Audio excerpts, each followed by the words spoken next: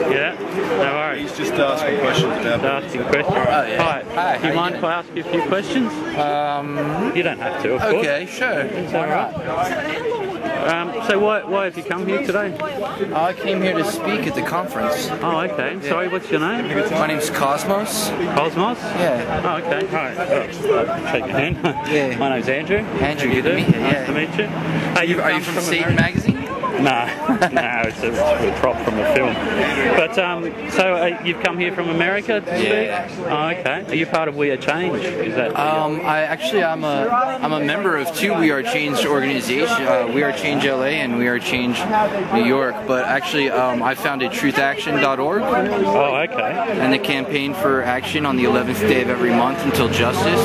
All right. Yeah, a lot of people doing that. Yeah, and I'm also a survivor of Mark Rothenberg, who my brothers and sister and I grew up he's calling Uncle Mickey, who's a close friend of our family. He was on Flight 93. Oh, okay. Yeah. So I've been involved with 9/11 Truth since January 2002.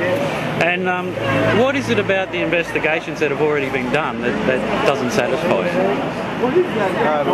Well, I don't think the only real investigations that has been done are the independent ones, really. I mean, a lot of the stuff that's being presented here, the commission that the government got together was pretty much just a little dog and pony show that they did put together to sort of appease basically the family members. I mean, because they weren't even going to do that much, you know, and the family members had to fight. But strictly speaking, the commission wasn't an investigation. No, it wasn't. The FBI and the police and all of that, they'd already done their investigation. Yeah, there was like an FBI investigation, and the largest in its history, I believe. Involved more agents than any other FBI investigation in the history of the organisation. Yeah. And they concluded that it was Al Qaeda acting, you know, to attack America. And yet they say that they don't have any hard evidence on him. Well, on Osama bin Laden. Right. Well, no, but they do on Khalid Sheikh Mohammed, who's the one in jail for it. Yeah. We don't know exactly. And Zacharias Moussaoui, you know, have you seen the trial? The evidence that was presented at his trial. Some of it, that put him in the picture of being part of the conspiracy, the Al Qaeda conspiracy. That is. Yeah. So I mean, I'm just curious as to what it is that hasn't been already, you know, investigated and found. Were you in here? No, I wasn't. Oh, okay. But I have heard some of Richard Gage's other stuff. But well, I mean, the whole thing with the buildings is really just. You know, it's beyond the pale. Well, really. I mean, if you came out of here, if you just came out of here and saw that, I mean, that's why I'm laughing. Just because, I mean, the thing is, I'm not a physical evidence person. You know, I'm not a scientist. You know, I'm an activist, and so I don't really do presentations about physical evidence and about, you know, skyscrapers that are 49 stories high. They come down in 6.5 seconds. Well, it came down in a lot longer than that because I just see it. It started collapsing. Know that it's wrong. Yeah. So you see, most of the clips you see on YouTube have the first 5 or 10 seconds of that collapse edited out. No, that's actually not true with Building 7. I mean, there's several clips of Building 7 that, you know, that start before there's any kind of collapse going on and show the entire thing. Mechanical penthouse fall through the building, which means the cord's gone. Yeah. So there's nothing really in there holding it up except for the outside. And so how come there isn't anything in there? Because of the fires that have been going for 5 or 10 hours in there. I would like you to have this kind of conversation with someone who is like an architect or an engineer or a physicist, because I'm not, you know. I'm a family member. I'm someone who lost his uncle on 9/11, and I'm sick of the fucking bullshit, really not getting any answers, you know. And my understanding is there's a lot of questions that haven't been answered. And you know, they're delineated permeated everywhere. I mean, the thing is, with the buildings, you know, that's really just the tip of the iceberg, and that's what this conference is focusing on this day. You know, is this are the structure, the questions, you know, with the buildings. But really, I mean, there's just like mountains and mountains of questions. The Family Steering Committee for the 9/11 Commission, I mean, there was like over 70% of their questions weren't answered. You know, why is that? You know, and you know, and still like a lot of them, you know, are very valid, and you can find those online. I know. Seen them. I mean, like if you go to 911truth.org, you can find like the top 40 questions, you know, of, you know, that don't add up for 9/11, and it's like very good questions. The thing is, no one was ever made to account for that either.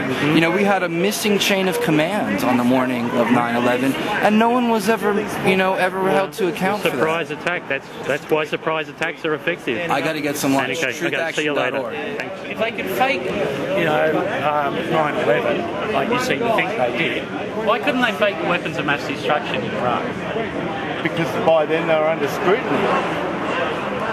Well, what kind of scrutiny were they under? If they got the whole army in there, who's going to be there looking at it? The mainstream media. Yeah, but you don't believe what the mainstream media tell you, do you?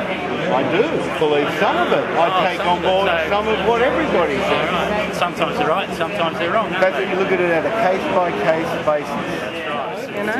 Law of physics, when a building collapses, the floors pancake. Why weren't there any floors that pancaked out? When the tower fell... Yeah, of course. They did pancake.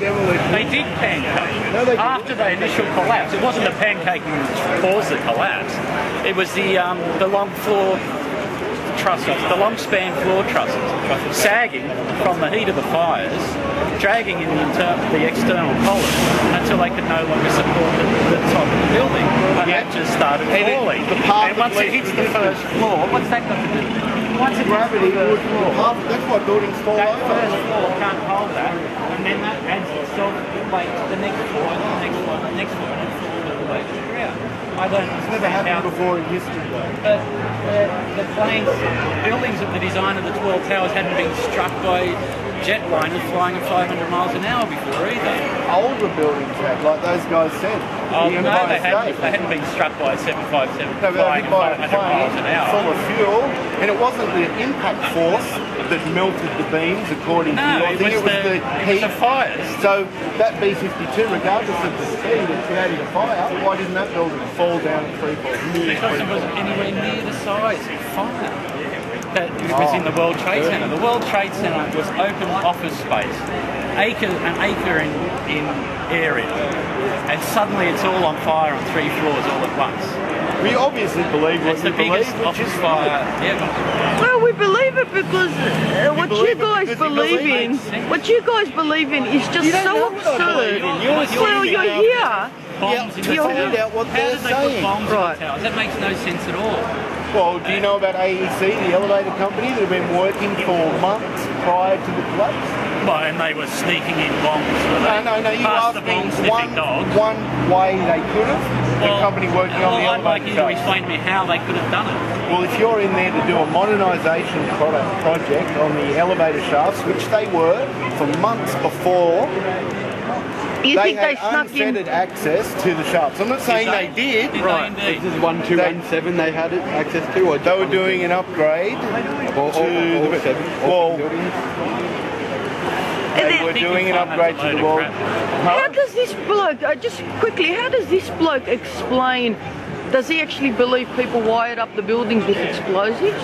Is that his belief as well? Right. Okay. So he actually believes that? Yeah. Because do you know the amount of work that goes into wiring up a building for a death? Well,